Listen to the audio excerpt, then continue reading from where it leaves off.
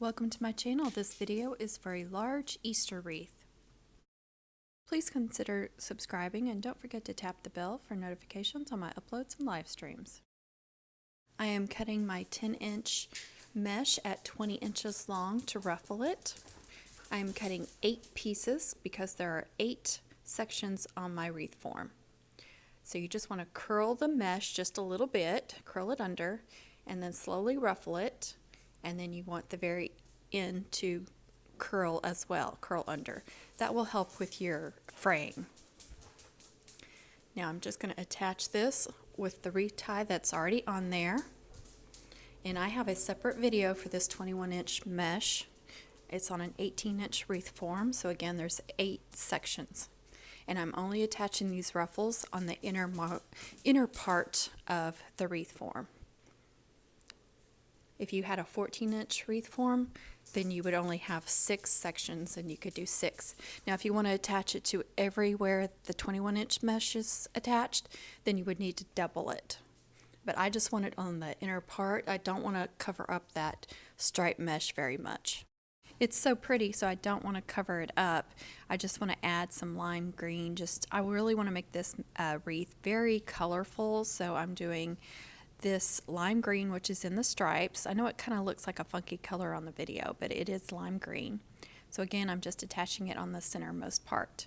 Now I have this cute metal bunny sign, and I'm going to use some cable tie mounts to attach chenille stems to the bottom of the sign. There's already a hanger on the top on the ear. So I just added a little E6000 glue there to the cable tie mount just to make sure that it's nice and secure and it's not going to fall off. And you do want to allow that to dry for a while. I'm going to go ahead and run my chenille stems through there, and I picked a color that matched the wreath so it would blend in with the wreath. So these are kind of a pinkish color. And you just simply run it through the cable tie mount and twist it around. And then again, there was already a hanger on the top, so I'm using that one as well. Now I'm going to cut ribbons for ribbon spikes, and I'm doing them 12 inches long. And I'm going to attach 2 spikes to everywhere the 21-inch mesh is attached. So that means 8 sections times 2, and then you multiply again. So I need 32 ribbon spikes. And I'm using 6 ribbons. So I'm doing 2 of them. I'm making 6 spikes out of 2 ribbons and then 5 spikes out of the other ribbons. So all you need to do is just figure out how many you need to attach and then do your math and how many ribbons you have. I use a ruler here just to wrap that ribbon around to measure it at 12 inches, and then I just simply cut both ends, and then I have 6 spikes. When you're cutting wired ribbon, make sure you're not using a good pair of scissors that will get damaged, so I'm using bandage scissors there. Now I want to fold that over, and I'm going to bend the ribbon over and cut it at an angle so I get that nice V shape. And you can do 2 of these at once, like I'm folding it over, so I'm cutting 2 ends at once. Now that I've got them all cut and all the ends trimmed, I hate doing ribbon spikes. I don't do them very often because there's so much cutting and it takes forever.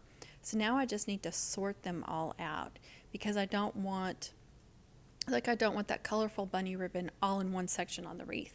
You want them all spread out, and then I want to mix up which ribbons go with which. So I'm laying them all out, starting with the bunny ribbon, and then I'm going to take this purple gingham, and so I'm just going to lay one on the bunny. So I'm going to make sure that the bunny gets matched up with every ribbon, and then I'm going to slowly work my way through all the ribbons to make sure every duplicate, or there's not a bunch of duplicates, so every duo of ribbons is different, or try to make them different. So here I'm just working my way through all of them, and then once I've got them all stacked together in 2s, now I have to figure out what order they're going to go in on the wreath. So I'm trying to make sure that I'm not getting the same duo of ribbons side by side on the wreath. Now I like to make an X and then fold it in half to find the center, and then just pinch it together like this. I do like 3 pinches, and then just open up that wreath tie, put it in there, open it up. And I do open it up, not all the way down to the mesh, like when I added the 10-inch, I do open it up all the way to the 21-inch and then add the 10-inch. And here I'm just opening it up one twist, and then I'm giving it two good twists, and then folding that wreath tie down so the ends aren't sticking up. So you see I'm moving on to the next one, and I'm making my way around the inner part, and then I'm going around the outer part. You can go any direction you want, however order you want to do them, however randomly you want to attach them. If you're only using 2 different ribbons, then it would be very simple. You wouldn't have to go through all this process of which ones to put next to each other. But I want it, again, I want it very, very colorful and fun. And again, this is a much larger wreath. This is an 18-inch wreath form. So usually I use a 14-inch. Sometimes you even find 16-inch. So it depends on how many sections your wreath form has. This one has 8. Most have 6, so that depends on how many you would use. I'm not attaching a bow, and I'm attaching the sign in the center, so I know, this wreath I wanted full of ribbon spikes. I wanted them everywhere that I attached the mesh. So you really need to decide, how many you're going to attach. Do you want them everywhere? Do you just want them along the center? Are you going to attach a bow and stuff like that? If you're attaching a bow, I don't like putting these where I'm going to attach the bow because I feel like they just get covered up, or if I'm attaching the sign off to the side. So just think about that when you're doing the ribbon spikes as well. And this sign is going in the center, so of course you can see the ribbon spikes everywhere, so that's why I attached them everywhere. I'm just finding a place in between the mesh. I'm not going through the mesh. I don't like doing that. You can tear up your mesh, so I like to find holes where it's been attached and try to go between those poofs. And then you want to make sure those 2 chenille stems, everywhere you're sticking those in, that those are going around a wire on the wreath form. And then you give it a couple of good twists, make sure it's snug. You don't want it too tight, you don't want it too loose. I give it a couple of twists, and then I'll flip it over and secure those down properly. So it just takes a little time there sometimes getting them sorted out. So I'm just wrapping the 2 ends together after I've already wrapped it around the wreath form, and then I'm going to wrap the loose end around the wreath form. I don't want those chenille stems sticking out and poking anybody or poking a door or scratching a door. So just tying them together and then wrapping them around the form.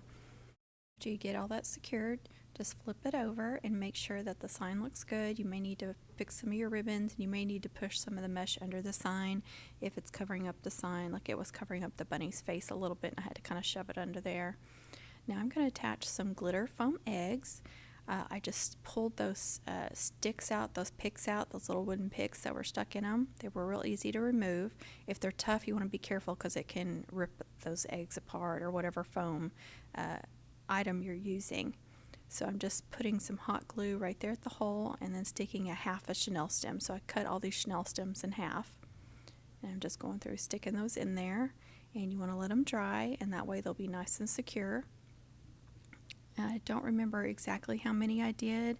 I kept adding to them. I just did a few to begin with, and then I did a few more and a few more because I start with the large ones first, and I'm putting them where the ribbon is attached, the little ribbon spikes there, and the mesh is attached just around the inner part, around the closest to the sign. So I'm starting with the large ones, and I'm just sporadically going around the wreath and attaching the large ones, so you see a large one every now and then. And I'm just wrapping that chenille stem around the wreath form, and with them being on a chenille stem, you can kind of bend them around so you can move them around where you want. And then I saved the small ones for last, and then I added a second small one. Everywhere I had a small one attached, I went ahead and went back with a second one and then twisted them together. It just ended up looking better. So you could do the eggs everywhere. You could just do a few. You could just do them in a grouping together, however you like. Now I'm going to add a hanger to my wreath. So I made a strip there of ribbon, glued it together, and then I did a smaller strip at the bottom so it would hang, so the ribbon would hang correctly. Thanks for watching, everyone. I hope you enjoyed this video. Please comment, share, like, subscribe, tap the bell for notifications. Please be kind with your comments, and please be kind to others, and happy crafting.